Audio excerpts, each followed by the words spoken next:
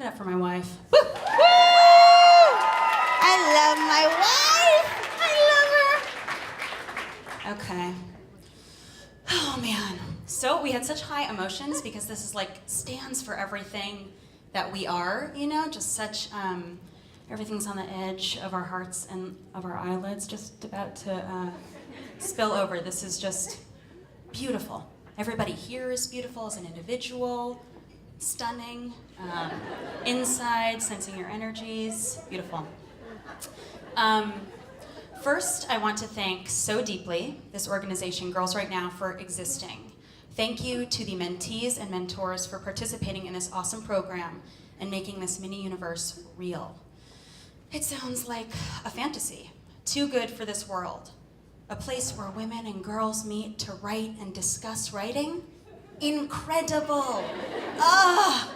I am so grateful to know that you exist and that this is real and so close by. And I am humbled to be here in this capacity. I knew I was a writer when it became a compulsion. I always loved writing as a kid, but in high school, I journaled like it was my job. I was a freshman in high school in 2001, out east on conservative Long Island, yows. My hair was frizzy, my boobs were too big for my body, and I would just write all during class, from 7:13 in the morning to 1:41 p.m., which I think is an irresponsible time for high school to end. My journal allowed me, right? I'm like, what else are they gonna do but do drugs and have sex after 1:41? The programs, give them Girls Right Now, come on. Jesus. Put me in charge of education.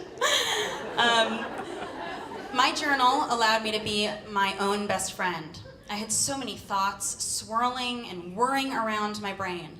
Writing it all down gave me control over these thoughts and feelings. Writing it down with flavor and comedy and bitchiness gave me mastery over these thoughts and feelings. Writing is magic. It makes invisible things real. There's always invisible equations happening around us all the time. The speed of light, the path of the stars, the cycle of our periods. What? Periods, woo!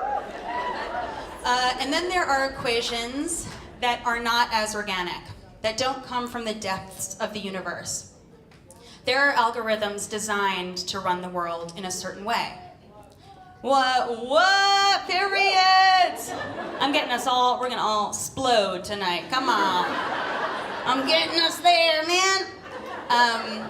But that's reality, that's universal reality. There are algorithms designed to run the world in a certain way, ones that are not so natural.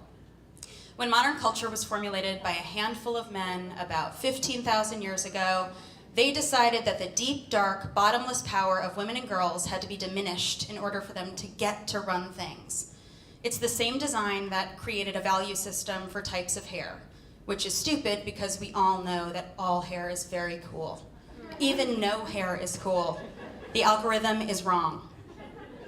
And of course, what followed was the need to minimize the power of the brilliant female writer, because her writing is proof of a girl's brilliance, proof that her thoughts and feelings burn hotter and brighter, that her words reach deeper inside the reader because it was written by a girl. And this brilliance grates against the normal order of things and creates friction that leads to fire. Ladies, we have to keep making that fire and gaining control over it until we can point it as light. We have to gain mastery over it because what we shed light on is so important. Being a writer is a gift that we all here have today in our DNA. We are so lucky to be writers, to have a skill that brings people together, a skill that society needs. This skill is rare and valuable and can make you money.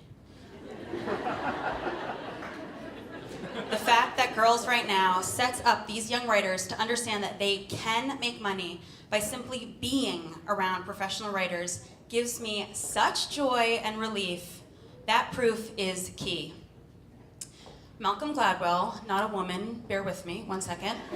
Malcolm Gladwell said his thing about 10,000 hours, that a person needs to do something for 10,000 hours to achieve mastery in a field.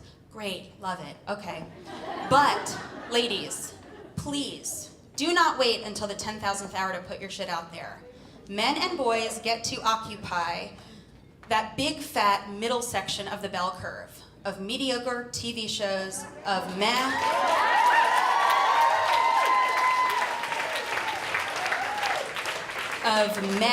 movies, of books that are just fine. They get to profit off this huge chunk of the industry, so why can't you occupy some of that space before your work is absolutely prim and perfect? Write bad stuff, get it out of your system. Write mediocre stuff, and notice how much better it is than when it was shitty. Just keep making it and build to something, and make money from it. Along the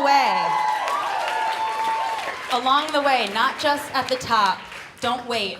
Whether the content is literally about you, like Abby and I have, or a total fantasy, with your voice, make it the most you-ish it can be. Record that journey through your work. Take yourself seriously. Make a plan for yourself like you're a small business. At first, make money however you can while you keep sculpting your body of work. And eventually, get yourself to a place where you're making just a little money from your writing. Then make half of your money from your writing. And slowly make that ratio tip until you got it. And plan on it taking many years so you can just relax into it and, God forbid, us women enjoy ourselves a little bit. Come on. It's not about being perfect, it's about being vulnerable. Women know deeper than anybody else in the world that vulnerability is strength. That is why our writing is so magnetic. Woo! Woo! Keep up the phenomenal work, ladies, mentors, and mentees alike. Thank you for inspiring me and all the queens who got to get up here today, and thank you for this honor.